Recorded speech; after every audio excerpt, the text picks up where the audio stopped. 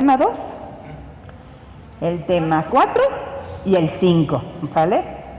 Perdón por el rompecabezas, de una vez pido disculpa por eso, pero bueno, nos costó por ahí trabajo un poquito la gestión, pero gracias a Dios aquí está, ¿sale? Entonces, bienvenida Pati, todos tuyos, desde oración inicial hasta oración final, tienes todo para ti.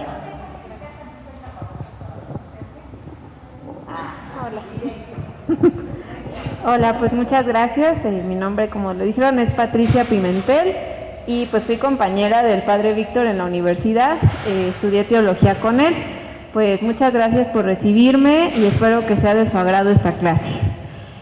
Pues vamos a comenzar entonces, como lo mencionaron, tema 3, tema 2, tema 4 y tema número 5. Pues vamos a hacer nuestra oración inicial, que es la oración de la Virgen María. En el nombre del Padre, del Hijo, del Espíritu Santo. Amén. Bajo tu amparo nos acogemos, Santa Madre de Dios.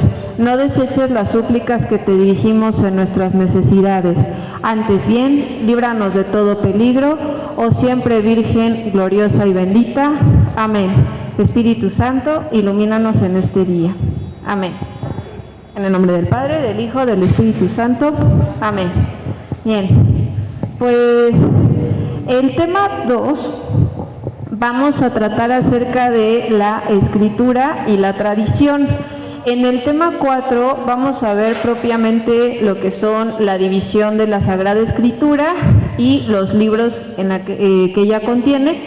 Y en el tema número 5 vamos a ver cómo interpretamos la Biblia.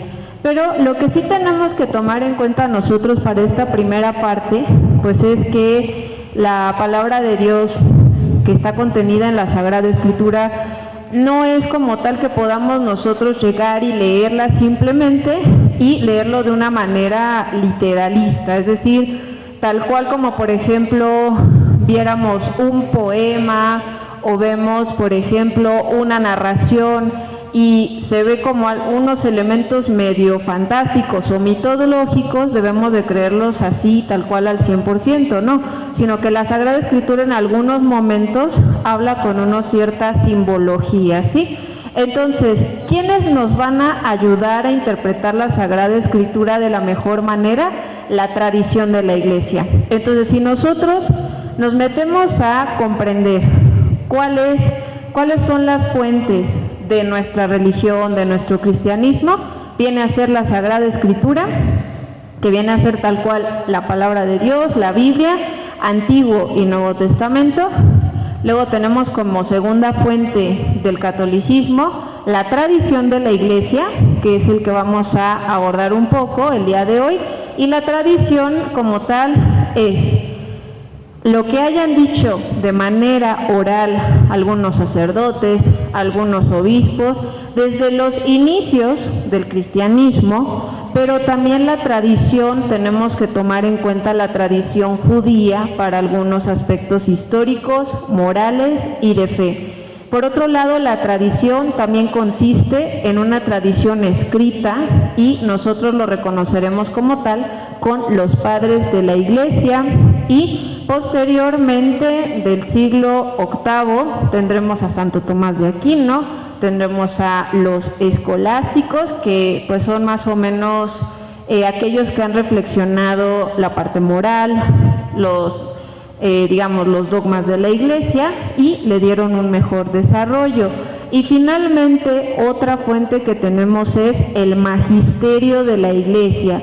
Cuando escuchamos la palabra magisterio a veces nos suena como un grupo, ¿no? Una élite, pero no.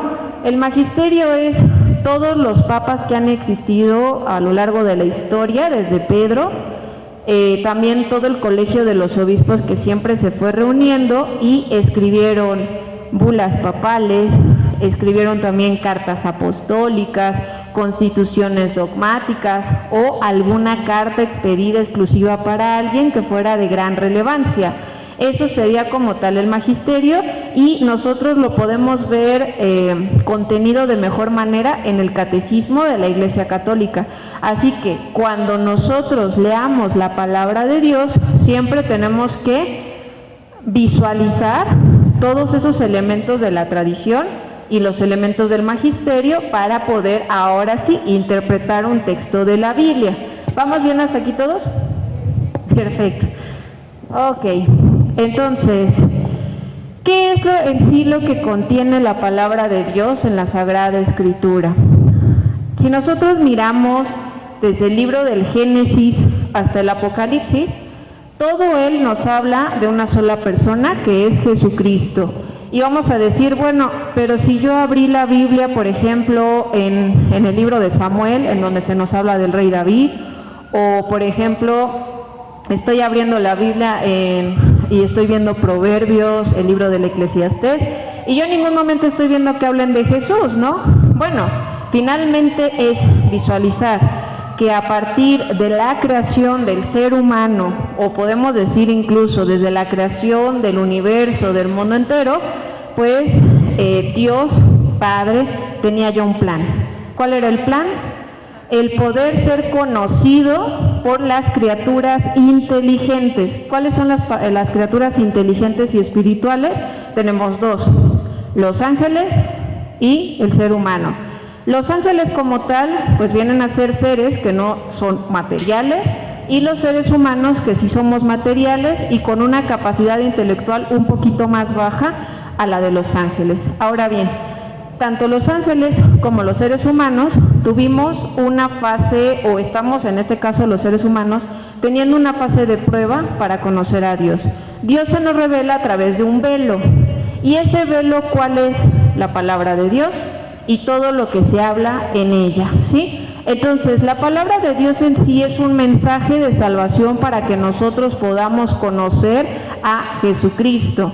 También va a ser útil para enseñar y para educar y llevar a la santidad a las personas, y finalmente descubrir cómo Jesús cumple las promesas que se hicieron a lo largo de toda la historia de salvación, que fue propiamente al pueblo de Israel. Yo sé que todo esto ya lo habían visto anteriormente, ¿verdad? Pero como nuestro primer tema entonces el tema 3, pues vemos cómo se comunica Dios. Dios se comunica a través de palabras, y esas palabras van a tener un significado para cada uno de los seres humanos. Entonces también tiene que ir acompañado de un contexto de cada autor. ¿Cómo se va a llamar al autor de cada libro de la Escritura? Se le llama agiógrafo. Agiógrafo se escribe con H y viene de la palabra hagios en griego, que significa santo o sagrado, y grafos o grafé en este caso sería un escritor sagrado.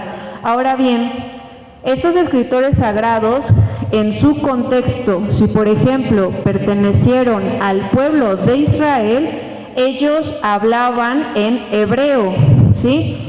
Pero si nosotros los ubicamos después del exilio babilónico, es decir, como por el año 587 hasta el 534, 38, ahí podremos visualizar que ellos comenzaban a escribir y hablar en arameo. Pero cuando nosotros brincamos al Nuevo Testamento, vemos que está escrito en griego. Entonces, Dios se comunica a través de un mensaje escrito de acuerdo al contexto de las personas, y además respetando el lenguaje de cada uno. Por otro lado, vamos a ver cómo Dios se va a revelar a sí mismo. ¿Y qué dice Dios de sí mismo en la Biblia? Él dice, pues soy un Dios misericordioso, porque si nosotros vemos el Génesis, ¿qué nos dice el Génesis?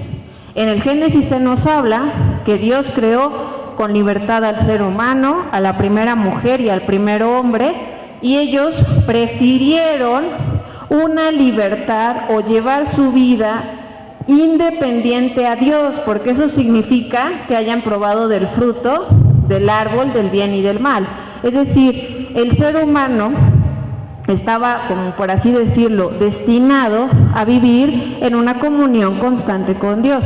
Pero en el momento en que el ser humano optó por separarse de Dios y decir, déjame conocer a mí solito el bien y el mal, entonces está llevando a cabo una desobediencia, un orgullo, y ahí es cuando entró el pecado original. Por tanto, Dios pues obviamente los reprende, les dice, les da un castigo propio, pedagógico incluso, por lo que han desobedecido, pero también revela que va a salvar. ¿Cuál va a ser la salvación? Va a ser por medio de Jesucristo, y revela su gran amor. En vez de haberlos aniquilado con su dedo y con un rayo, Él prefirió que se continuara esa estirpe.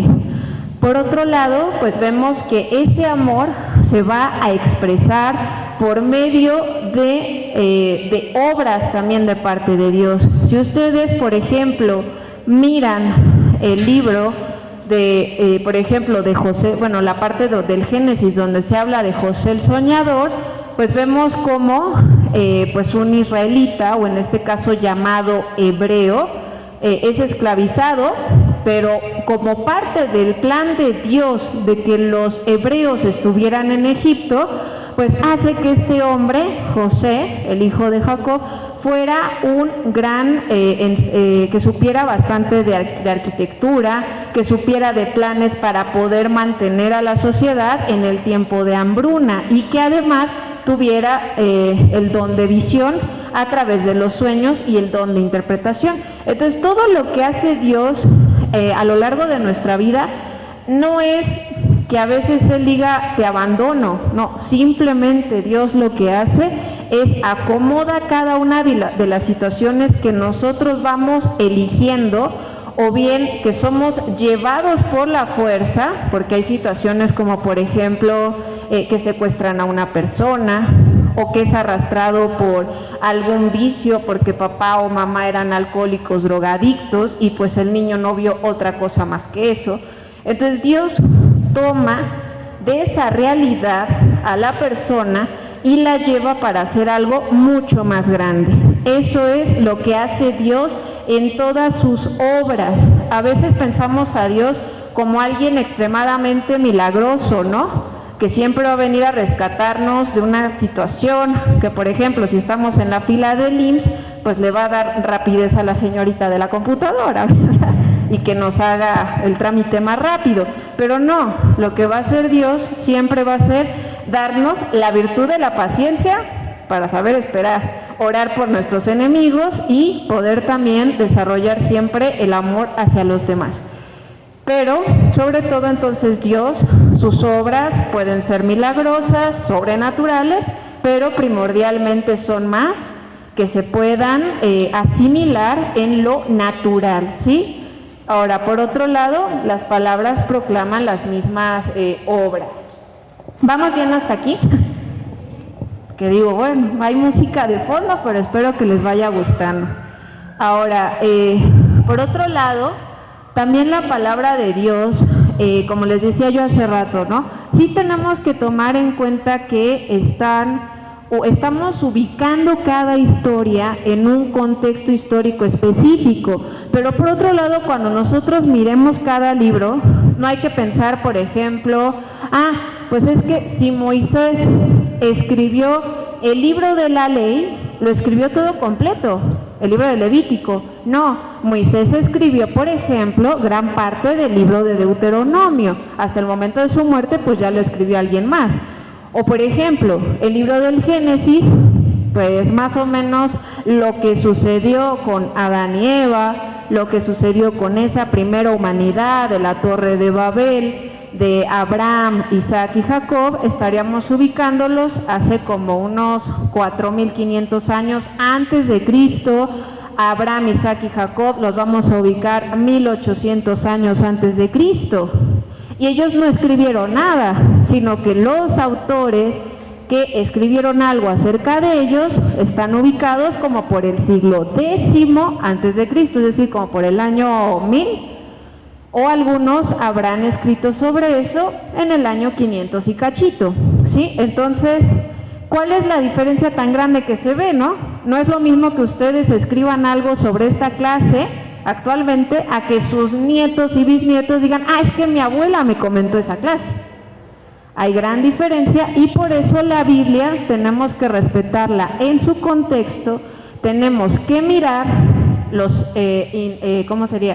las investigaciones arqueológicas, geográficas, las leyes que iban circundando al pueblo de Israel y que al mismo tiempo hay historia que, por ejemplo, los egipcios la redactaban en los muros. Entonces tenemos que también visualizar lo que dicen las demás culturas acerca de esos tiempos, ¿sí? Entonces la palabra de Dios principalmente la vamos a dividir en tres partes.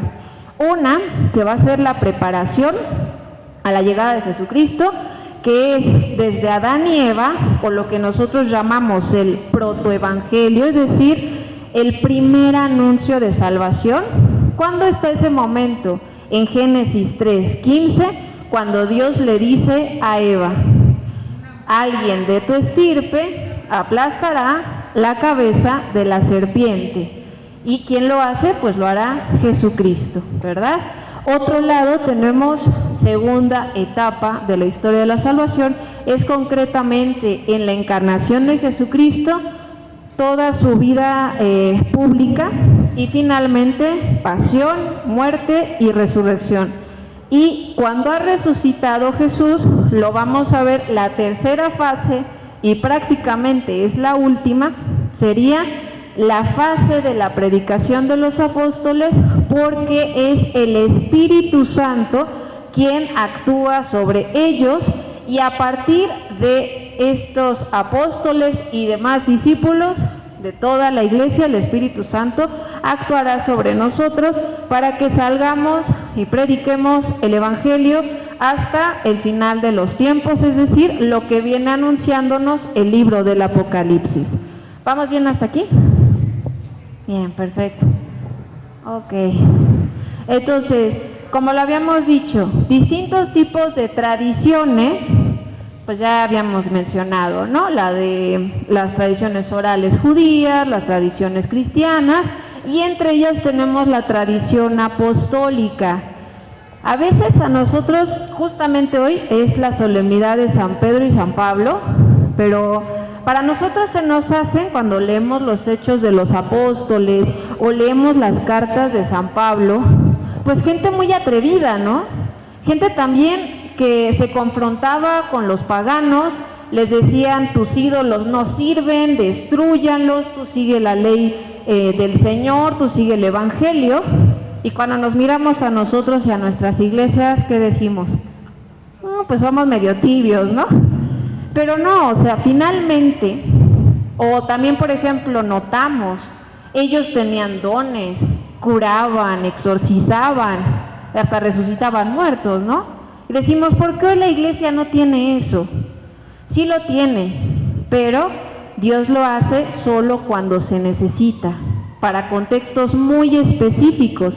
Por lo tanto, si los apóstoles hacían cosas maravillosas, no era para impresionar y que ellos se sobreexaltaran a sí mismos, sino más bien era porque había tan poquitos cristianos que con el martirio de San Esteban, pues todos querían ya renunciar al cristianismo. Sin embargo, el que hubiera milagros y que muriera cada vez más y más gente, como que le daba fuerza al mensaje, y por eso se convertían 3,000, se convertían 5,000, ¿sí? Pero entonces todos los acontecimientos milagrosos son solo para beneficiar siempre la construcción del anuncio del reino de Dios. Por lo tanto, la tradición apostólica siempre tenemos que mirarla desde esa perspectiva, una iglesia en crecimiento. Entonces Jesús, pero claro, si vemos por ejemplo a los discípulos, ellos ¿qué predican? En primer lugar predicaban el querigma, que es ese primer anuncio: el Hijo de Dios se encarnó. A veces nos suena como, qué bonito, pero si nosotros lo visualizáramos como por un ejemplo para niños, diríamos, a ver, ¿cómo se llama usted? Imaginemos que le pedimos a Alejandro que salve a un grupo de hormigas, pero él tiene que hacerse chiquito, como una hormiga, se tiene que encarnar, o sea, su ser va a caber en una hormiga, pero él no va a tener el raciocinio que tiene, sino que él, como va a nacer en una hormiga, pues tiene que adaptarse al lenguaje de las hormigas. Él no va a hablar con palabras humanas. Imagínense eso, y todavía entre todas las hormigas lo van a matar. Bueno, pues maximicemos eso, y eso hizo Jesucristo. Siendo el Hijo de Dios, siendo Dios, se hizo chiquito, se hizo un ser humano caduco, porque se sometió a la muerte para poder resucitar. Entonces, imagínense ese impacto que tiene la encarnación, que el Dios Todopoderoso, en vez de con un dedo quitar el pecado original, aplastar a Satanás así de, ay, tú me estorbas, no, en su humildad prefirió venir, hacerse hombre, morir de la peor manera para que todos aprendiéramos a ser como Dios. Entonces, eso es lo que predican los apóstoles y lo enseñan desde una moral, desde varios elementos de fe, pero la mayor fuerza que tiene el mensaje no es la encarnación, sino es la resurrección. ¿Por qué? Porque es morir, 3 días después volver a la vida y no volver a morir, diferencia que pasó con Lázaro, con el hijo de la viuda de Naín, ¿verdad? Entonces la resurrección es permanecer vivo y a control del cuerpo, es decir, Jesús aparece y desaparece, ¿cierto o no? Come con los discípulos y después volteaban y, ay, ¿dónde está el Señor? Pero podía comer y permanece con los estigmas principales, que son la de las manos, la de los pies y la del costado abierto. Entonces, si miramos así la tradición apostólica, pues vamos a querer salir corriendo a anunciarles a todo el mundo el evangelio, ¿verdad? ¿Por qué? Porque nuestro Señor siempre nos enamora. Ahora, no podemos desligar este mensaje al pueblo, ¿cómo sería? A los apóstoles, sin contemplar al Espíritu Santo. ¿Ustedes creen que si yo predico así es porque estoy muy preparada? No, la verdad me estoy muriendo de miedo de ver gente. Pero pues es el Espíritu Santo el que siempre va dando las palabras. Cuando pensemos en la acción del Espíritu Santo, y eso les va a ayudar también mucho para todo su estudio en general de la religión católica, es el Espíritu Santo jamás va a utilizar algo que ustedes no sepan. Es decir, si yo, por ejemplo, hoy quiero combatir el aborto, el Espíritu Santo no va a venir y me va a decir todos los elementos de medicina, si yo antes no, al menos no lo leí, o al menos no lo escuché, o al menos no lo estudié en algún momento. Entonces, si ustedes quieren predicar de la mejor manera, denle las herramientas al Espíritu Santo para que Él utilice la información que ustedes ya tienen, aunque sea casi que se estaban durmiendo, no importa, Él lo va a utilizar tarde o temprano. Entonces siempre denle al Espíritu Santo las herramientas.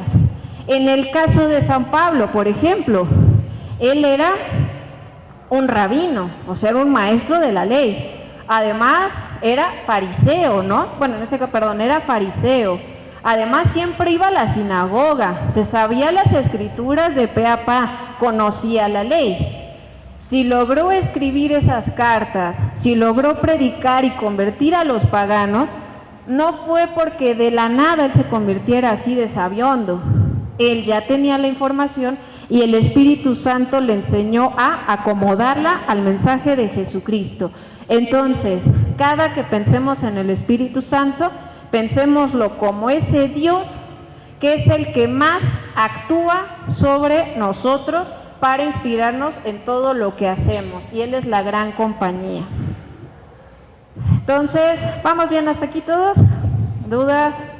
Pero bueno, yo sé que no estoy respetando mucho mis láminas, pero sé que esa es la idea general. Bien, entonces, por otro lado, tenemos que recordar que ¿quién escribió la Sagrada Escritura? Sí, los autores sagrados, pero el Espíritu Santo los inspiró. ¿Qué es la inspiración? Es el don sobrenatural que se le da a una persona para poder escribir algo, es decir, se le abre el entendimiento. ¿Cuál es las dos maneras en que opera la inspiración bíblica para escribir un libro de la Biblia. Una es por medio del dictado.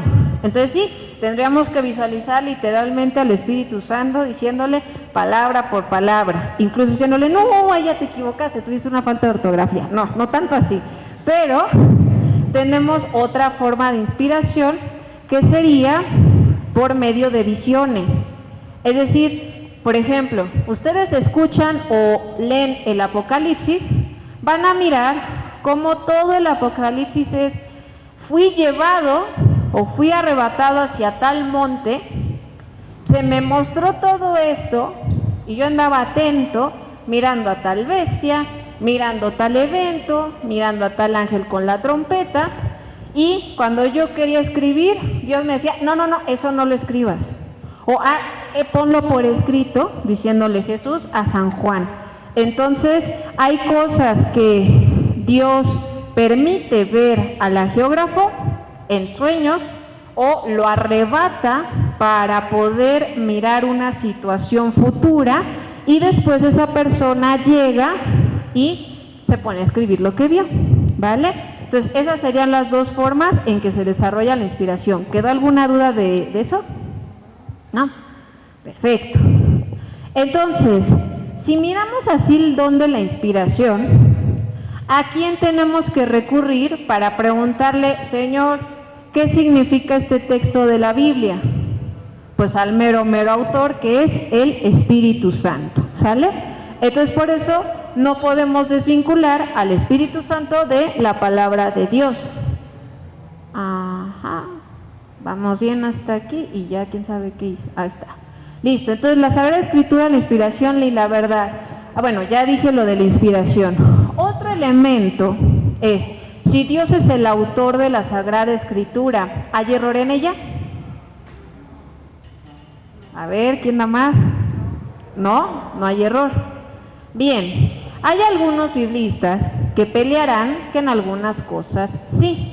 Como lo dijimos, sí, por ejemplo, yo estoy leyendo el Génesis, el capítulo 2, y ese capítulo fue escrito por la época de David, es decir, como por el siglo X. ¿Ese autor estuvo en la época de Adán y Eva? Pues no era Chabelo. Entonces, va a escribir conforme lo que el Espíritu Santo le mostró. Pero si, por ejemplo, hay un animal extinto y el autor en cuanto lo vio es como de, pues eso será un leopardo, pues quién sabe, y va y escribe en la Biblia, y vi un leopardo. ¿Nos vamos a fijar en esos detalles? Pues no. Entonces, para no pelear con los estudiosos de la Biblia que a veces nos quitan la fe, pues vamos a decir que los errores, bueno, la inerrancia o la falta de error en la Biblia solo aplica en la fe y en la moral, ¿sale? Es decir, ¿Dios abrió el mar para sacar al pueblo de Egipto? Sí. ¿Jesús multiplicó los panes? Eso es de fe, muy bien. ¿Jesús nació por obra y gracia del Espíritu Santo? ¿Resucitó al tercer día? Sí. ¿Abraham iba montado en un camello? No nos interesa. Entonces, ahí no va a depender el tema de si está equivocado o no la Biblia, ¿sale? O sea, en esos pequeños detalles no nos importa. Entonces, también las leyes que aparecen, por ejemplo, en el Levítico, que aparecen en el Deuteronomio y que aparecen en el libro de Números, también son inspiración bíblica, son cuestiones morales. Así que no hay error en ello. Sin embargo, si nosotros no andamos purificándonos todo el tiempo, el brazo, que los piecitos y todo eso, es porque eso ya fue derogado, porque ya somos bautizados, porque no debe de haber todo el tiempo purificación ritual. ¿Cuál es nuestra purificación ritual? El sacramento de la confesión. ¿Cuál otro? La unción de los enfermos, que también nos quita los pecados, obviamente los veniales, y que haya arrepentimiento de los mortales, Y la Eucaristía perdona los pecados veniales, sobre todo si lo tomamos diario, ¿verdad? Ahora, también entonces hay que afirmar la verdad y la santidad de la Sagrada Escritura, porque nos lleva a la santidad. Sí. Lo que no me quedó claro es inerrancia. Inerrancia es falta de error. Falta de error. Inerrancia es falta de error. ¿Vamos bien los demás? Todo bien. Excelente. Lo bueno es que no veo que nadie se esté durmiendo. Eso me da gusto. Ahora, el mensaje de la Escritura es religioso. Como les digo, muchas personas van a venir a pelearles. La Biblia no es un libro científico. A ver, ¿quién les está peleando que sea científico? Nadie. La Biblia no nos viene a decir, o sea, sí, dice, Dios creó todo en 7 días, pero eso lo hace de una manera simbólica. ¿Por qué? Porque quiere reflejar la perfección de Dios en el número 7. Y sobre todo lo que le importa es demostrar la importancia celebrativa del Shabbat, es decir, del sábado, y que el ser humano, hombre y mujer, fueron creados por Dios y Dios les dio el gobierno del mundo porque lo dejó como su capataz, ¿no? Al ser humano, y Dios, pues obviamente el ser humano tiene que obedecer a Dios. Pero entonces, la Sagrada Escritura, como lo dijimos al principio, es la proyección de la salvación. Es decir, la Biblia nos tiene que llevar a encontrar la no conformidad con el purgatorio. Entonces van a quedar viendo cómo. Por ejemplo, ¿cuántos de nosotros, y yo me incluyo obviamente, a veces preferimos postergar las cosas de Dios? Mejor hoy no voy a misa, aunque me dijeron que fuera diario para que se me perdonen mis pecados veniales. Y ya después pasó un mes y no hemos ido diario a misa. O cuántos postergamos, híjole, es que ya me habían pedido que no sea mentiroso. Ay, pero solo por esta ocasión lo seguiré haciendo. Todos esos pecados mortales, veniales, nos van llevando siempre a tener manchas. ¿Por qué se le llama la Inmaculada Concepción? Mácula significa mancha. Imagínense el alma de ustedes. Ustedes llegan al mundo y su alma es como un perro dálmata albino y solo tiene una manchita. Imagínense una manchita pequeña negrita, el pecado original. Pero con el bautismo se las quitan. El alma quedó limpia. Y si ustedes murieran en ese momento en que fueron bautizados y solo tienen ese pecado, entran directamente al cielo porque se debe de entrar sin manchas. Pero conforme vamos creciendo, conforme vamos pecando, ahora sí nos volvemos perros dálmatas. Y si caemos en un pecado mortal, pues nos volvemos labradores negros, ¿no? Pero el sacramento de la confesión nos va ayudando a quitar las manchas, y el hacer la penitencia nos va quitando más las manchas, y por eso cuando llegamos al cielo totalmente sin manchas, Dios nos dice, pues éntrale, manito, ¿no? Cumpliste el requisito. En cambio, la Biblia nos ayuda entonces a llegar al cielo sin manchas, pero muchas veces como seres humanos nos conformamos con ser perro dálmatas medio manchados. Y en serio, Jesús no nos compró el purgatorio, Jesús nos compró el cielo a precio de sangre. Entonces, por eso la Biblia, eso significa la salvación. Cuando ustedes escuchen la frase, fuera de la iglesia no hay salvación, no significa que los judíos, que los musulmanes, que los ateos se van a condenar en el infierno. No, significa que ellos, por muy justos que sean, tienen la mancha del pecado original porque no están bautizados. Entonces, las salvaciones no entran directamente al cielo. Así que hay que pedir su conversión para que se bauticen y entren directito, ¿verdad? Entonces, por otro lado, como les dije, no hay que desviarnos en los datos científicos. Cuando ustedes más y más vayan conociendo de la religión, en serio, no se pierdan en eso. Piérdanse en el amor de Dios, piérdanse en su perdón y piérdanse en enamorarse de la cruz, Eso sería la parte clave que siempre nos va a dejar la Biblia. Entonces, esa historia sagrada nos tiene que llevar siempre a la crucifixión y a la resurrección. Y, bueno, ¿vamos bien hasta aquí? Excelente. Ahora, la Escritura va a poseer una unidad. Si dijimos que empieza desde el Génesis, entonces el Génesis nos va a hablar del origen y de cómo estos dos primeros seres humanos, y ahí entra ya como una cierta parte científica, ¿por qué no podemos decir que existieron más seres humanos a la par de Adán y Eva? Porque si estos dos primeros seres humanos pecaron y adquirieron la manchota en el alma, que sería el pecado original, de ahí les nacieron más hijos. Si hubieran habido más seres humanos, habría una estirpe de hombres o mujeres separados que no tuvieran ninguna mancha, ¿verdad? Pero todos tenemos el pecado original. Entonces ahí tenemos un sustento en que sí, existieron un primer hombre y una primera mujer. En eso no se equivoca la Biblia.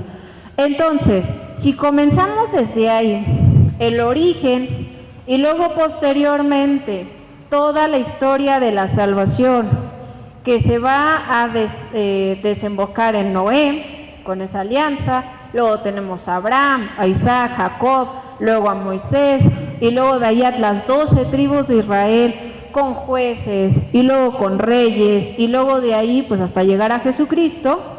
Todo ello, el punto central será llevarnos a ver cómo esa historia que se fue desde lo primordial o desde el principio hasta llegar una vez más a Jesucristo, ¿sí? Que sería el Salvador del mundo.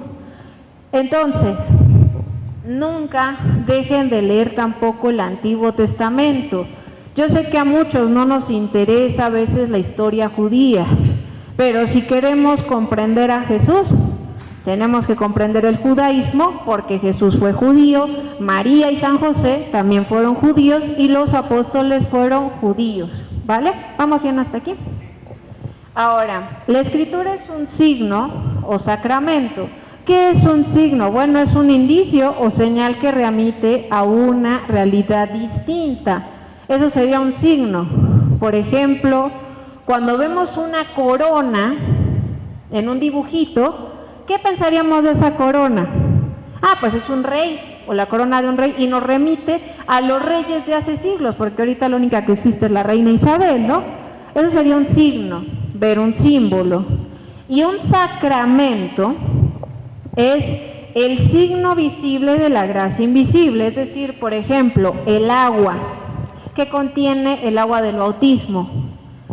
En sí, ese sacramento nos quita el pecado original, porque el Padre nos pone un nombre, o el sacerdote, o de emergencia cualquier persona, y nos dice: yo te bautizo, fulano, en el nombre del Padre, del Hijo y del Espíritu Santo. En sí, lo que Dios está haciendo es quitarle el pecado original a esa persona, y si ya es adulto o un niño medio latoso, todos los pecados que ha cometido hasta ese momento. Pero el ser humano siempre le gusta que sus sentidos actúen, porque es material.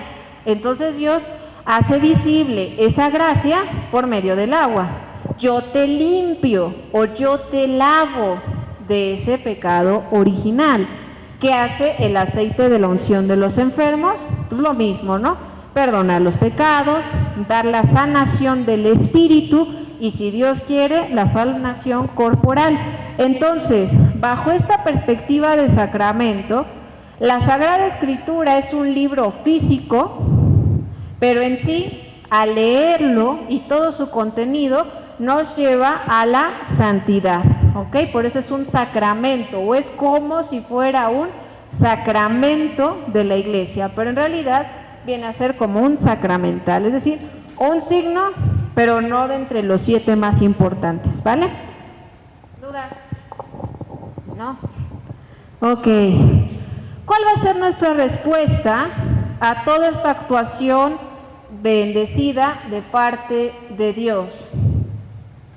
Vamos a responder nosotros con obediencia, con humildad y con asentimiento de sus designios. Suena facilísimo, ¿verdad?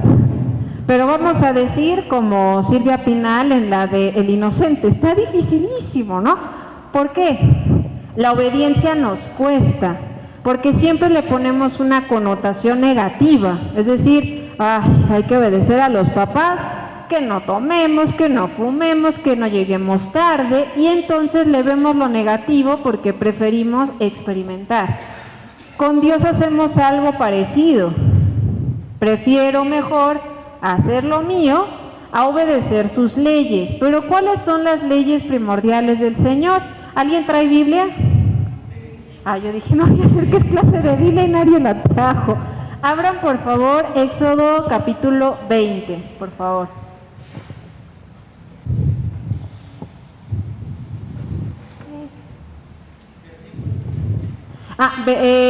Sería el capítulo 20 para que veamos el decálogo. Me gustaría que lo revisáramos. Éxodo 20. Ok, gracias. Hablamos esto.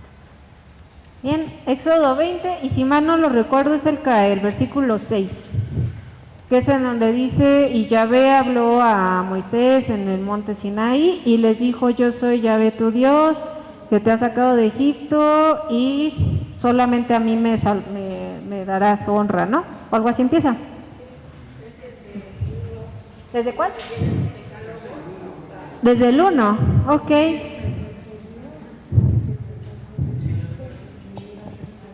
¿Sí? A ver, ¿quién sabe? A ver, me va a decir ella el mandamiento primero. Yo soy el Señor tu Dios, que te sacó de Egipto, donde eras esclavo. ¿Dijo? No tengas otros dioses aparte de mí.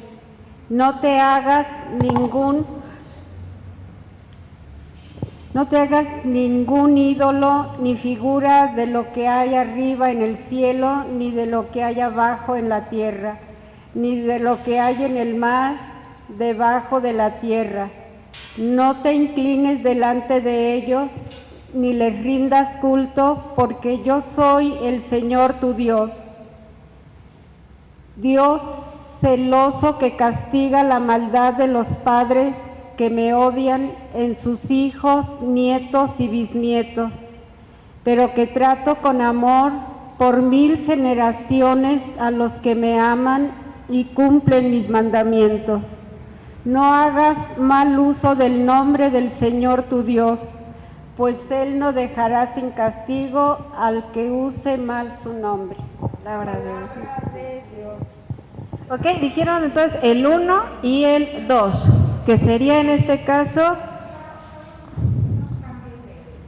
sí, de redacción, pero lo primordial del primer mandamiento es solo amaremos a Dios y no nos vamos a hacer imagen alguna. Entonces, adiós santita muerte, adiós sincretismos y adiós todo tipo de cositas, ¿no? Y punto número 2, tantito. Y el otro sería no decir el nombre de Dios en vano, que ese es más tomado en cuenta por los judíos. Sí. Tengo una duda. Ella dijo cuando terminó de leer palabra de Dios y es el testamento el antiguo. Se dice cuando ya estamos en el nuevo, ¿no? En ambos, porque todo sigue siendo palabra de Dios, todo es palabra de Dios. Sí.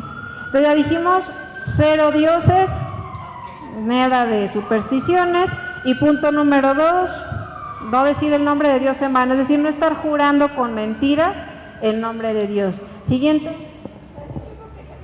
¿Cuál es? El tercero. Es que aquí tiene otro número. Es que quedó hasta aquí, ¿no? Ajá, entonces no no. Bueno, pues sería aquí. Acuérdate de Acuérdate del día del sábado para santificarlo. Trabaja 6 días y en ellos haz todas tus faenas, pero el día séptimo es día de descanso, consagrado a Yahvé tu Dios. Que nadie trabaje, ni tú, ni tus hijos, ni tus hijas, ni tus siervos, ni tus siervas, ni tus animales, ni los forasteros que viven en tu país. Pues en 6 días Yahvé hizo el cielo y la tierra y el mar y cuanto hay en ellos, y el séptimo día descansó. Por eso bendijo el sábado y lo hizo sagrado. Palabra de Dios. Entonces, aquí, en este caso, la santificación del sábado pasó al domingo, porque es el día de la resurrección de nuestro Señor Jesucristo. Por tanto, se nos invita, si no estamos en una situación de muy grave necesidad, pues de preferencia no trabajar y solo dedicárselo al Señor. Vamos con el siguiente. María de la Luz, ¿sí? Será: honra a tu padre y a tu madre, así prolongarás tu vida en la tierra que el Señor tu Dios te va a dar. No matarás. El de no matarás.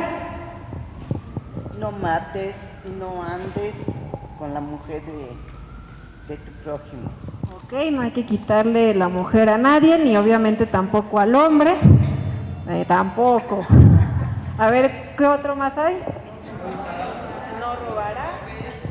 No atestiguarás en falso contra tu prójimo, no codiciarás las cosas de tu prójimo, no codiciarás su mujer ni sus servidores, su buey o su burro, no codiciarás nada de lo que le pertenece. Mientras tanto, todo el pueblo estaba mirando, todo era truenos, relámpagos y sonidos de trompeta en el cerro y el cerro que humeaba. Al verlo el pueblo temblaba de miedo y se mantenían a distancia. Palabra de Dios. Entonces, las mujeres no nos vamos a agarrar de, bueno, pero sí le podemos quitar al hombre, a la compañerita, ¿verdad? No. Muy bien. Entonces, estos mandamientos, si ustedes los analizan, los 10, en todo el Levítico, en todo el libro de Números y el libro de Deuteronomio, lo que va a suceder es que estos mandamientos van a estar desglosados. Por ejemplo, si dice, no fornicarás, bueno, pues en una parte del Levítico, que es en el capítulo 17 o el 18, es cuando se habla, no te acostarás con fulana, no te acostarás con perengana, y se hace toda una ley, se habla acerca de con quiénes no, y en este caso, pues solamente uno se puede acostar con el esposo o con la esposa, respectivamente. Sí, entonces esa va a ser nuestra base para lograr la santidad. Muy bien, entonces, no sé si de esta lección hubo dudas. ¿No? Entonces, ahorita son las 7:55, descansamos 10 minutitos para que estiren las piernas y volvemos a las 8:05, por favor.